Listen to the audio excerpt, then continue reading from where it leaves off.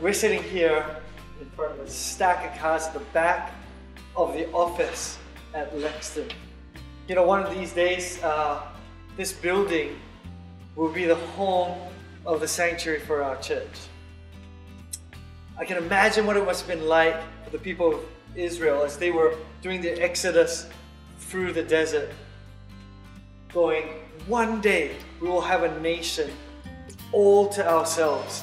One day we will be able to bed down and have a home and a place to call our own. That's what the book of Exodus is about. It's about God getting people ready to live in their new land.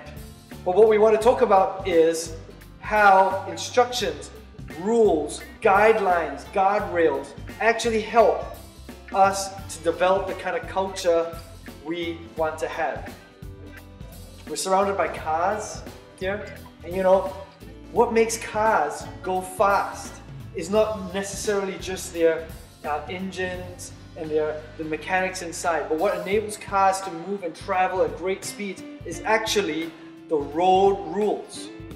All of that actually goes to create the kind of culture for driving that is great for everybody. And I think that's what was going on in the book of Exodus. God was trying to create a nation that would be a testimony to all the other nations, that would be a blessing to everybody. So what kind of culture do we want to have? What kind of culture does God want us to have as He takes us through this transformation? You know, every time we look through these rules, and in particular in Exodus, the 10 Commandments, it's actually given twice. Most people have an adverse reaction to it. Most people look at rules and go, it's just another thing to tell me how I have to live. Imagine if I had life with no rules. And today we're going to be looking at what kind of guidelines you want to form in your own life to develop the culture that you have. Because the reality is, if you don't have guidelines, then life itself becomes your guideline.